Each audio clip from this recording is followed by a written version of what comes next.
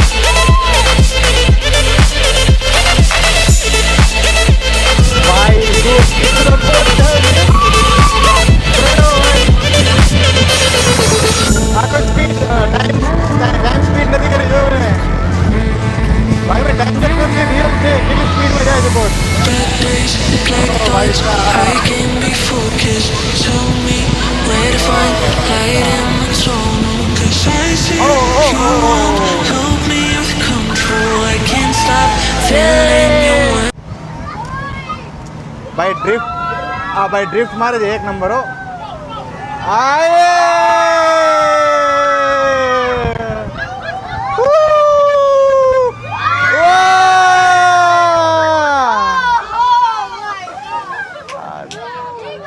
Eagle island છે, અહીંયા ઘણા બધા ઈગલ્સ છે, ઈગલ ફીડિંગ ને એ બધું જોવા મળશે આપણને. કઈ રીતે આ લોકો કરે છે એ ખ્યાલ નથી, પણ આ જો કેટલા બધા ઈગલ્સ છે આપણી ઉપર જ જસ્ટ. આ જોઈ લો ભાઈ. તો જો ઈગલ જે છે ને, આ જે વસ્તુ અહીંયા મૂકે છે ને, જો આ ખાવા આવે છે, જો આ લઈ આવ્યો ભાઈ સાહેબ, કેટલા મોટા છે. પણ આ વાળા તમે એમાં જો નાખો ને પાણીની અંદર, જે બી ખાવાનું વગેરે જો આવું ઉડે છે આ લઈને. જો અહીંયા બધા છે જ.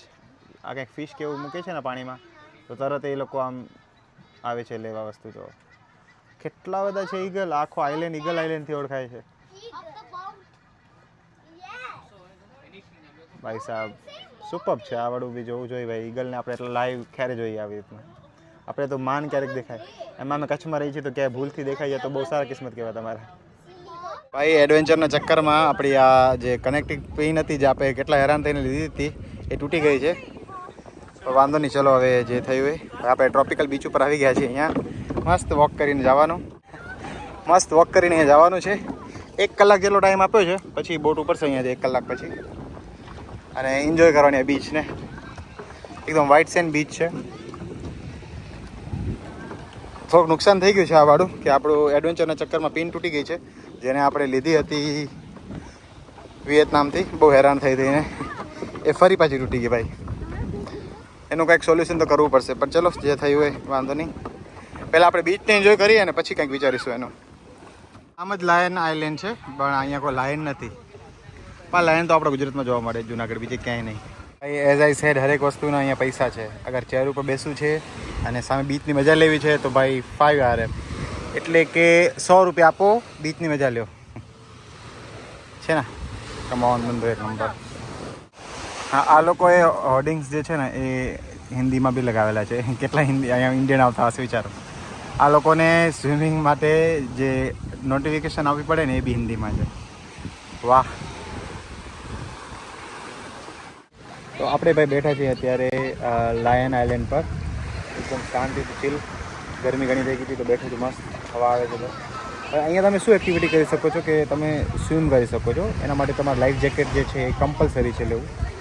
એના સિવાય તમે સ્નોર્કલિંગ કરી શકો છો. સ્નોર્કલિંગ આજે બધા કરે છે ને, અહીંયા આવી છે.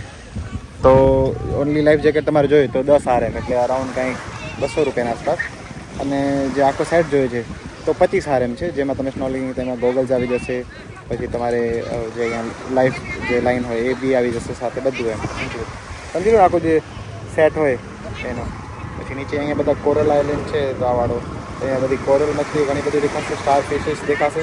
આ બધું વિશે તમને જોવા મળશે અહીંયા. એટલે ભાઈ અગર એક્ટિવિટીમાં તમને શોખ હોય તમને તો આ બધું કરી શકો છો.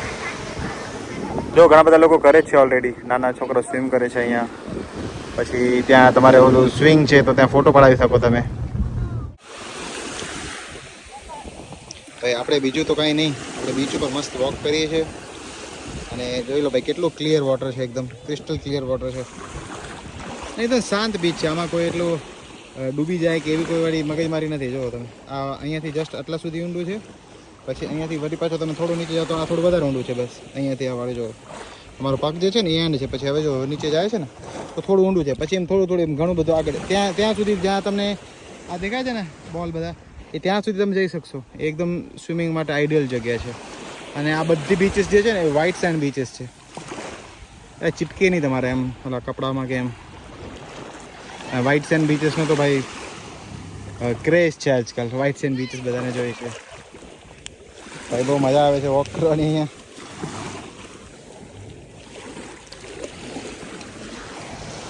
યસ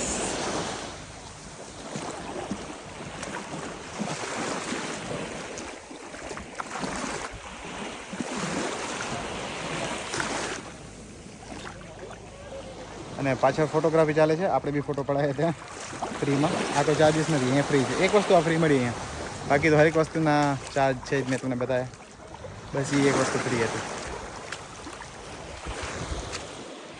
અને બાકી આ આઇલેન્ડ છે આખું, અહીંયા સામેની સાઈડમાં બધું એકદમ green island, blue sky, blue water. Langkawi એક આઇલેન્ડ છે, છતાંય અહીંયાના નારિયેળ એટલા સારા નથી જેટલા વિયેતનામના હતા ભાઈ. અને નારિયેળ બી કંઈક અલગ જ છે. જોવો તો કેવા છે. આના કરતાં તો 100% આપણા ઇન્ડિયનના નારિયેળ બહુ મસ્ત હોય. એમાં બી આપણને મળી જાય પોરબંદર સાઈડના કે સોમનાથ સાઈડના, તો મજા આવી જાય એમ. એના કરતાં બી ગયા ગુજરાત છે. પણ બાકી વિયેતનામના જે નારિયેળ હતા ભલે 160-70ના પડતા હતા, કોઈ 50ના સોરી કોઈ 100ના, કોઈ 160-70ની આસપાસના.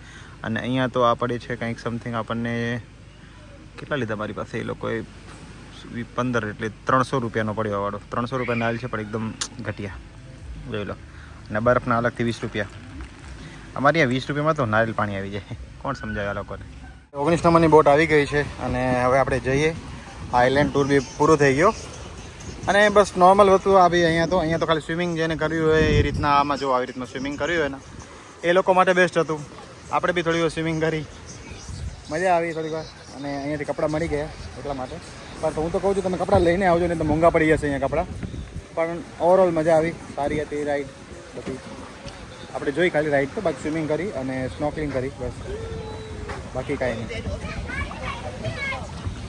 અને હવે અહીંયાથી આપણને લઈ જશે પાછા મેઇન લેન્ડ ઉપર અને ત્યાંથી આપણે ડ્રોપ કરી દેશે પાછા આપણે જ્યાંથી ચડ્યા હતા ત્યાંથી. તો ચલો આપણે પાછા પહોંચી જાય આઇલેન્ડ ઉપર. બાકી મજા આવી, કરાય 45 RM-માં આ બધું ઇન્ક્લુડ હોય તો કરાય. હું તો કહું છું કાંઈ ખોટું નથી, બેસ્ટ છે, સસ્તી છે, બરોબર છે. મારા જોડે જે બોટમાં જે છે ને એ ખબર નહીં આ કાંઈક લઈ આવ્યા છે અહીંયાથી. જોવો તો કેવું છે, કરતલા છે શાયદ. આ જો કેવા ખતરનાક લાગે છે ભાઈ સાહેબ. ઓ ભાઈ આ જુઓ તમે, કરતલો છે યા તો કોઈ એક છે ફિશ જેવું જ કંઈ બી, પણ ભાઈ બહુ ખતરનાક લાગે જોવામાં. ભાઈ એડવેન્ચર બિગિન થઈ ગયો છે ફરી પાછો.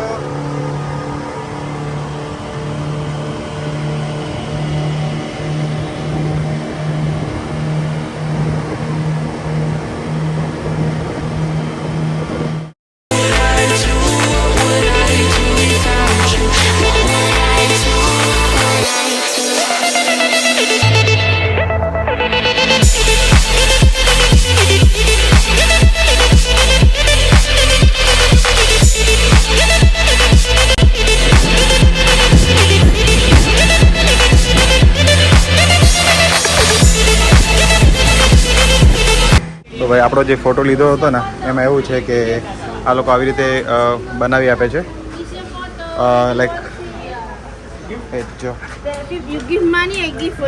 આવો ફોટો બનાવી આપે છે અને 15 RM-ના રૂપિયા લે છે એમાં. પણ મેં કીધું ભાઈ આપણે એવી કોઈ જરૂરત છે નહીં ખાસ. 15 RM એટલે શું કામ 300 રૂપિયા આપવાના, જે વસ્તુ જરૂર નથી. તો આપણે બેસી જઈશું આપણે ટ્રાન્સપોર્ટેશનમાં અને પછી જઈશું આપણે હોટલમાં ચેકઆઉટ તો કરી નાખ્યું છે. પણ હું જઈશ રિક્વેસ્ટ કરીશ ભાઈ વખત હજી નાહવા માટે આપું થોડો ટાઈમ નાહી લઉં.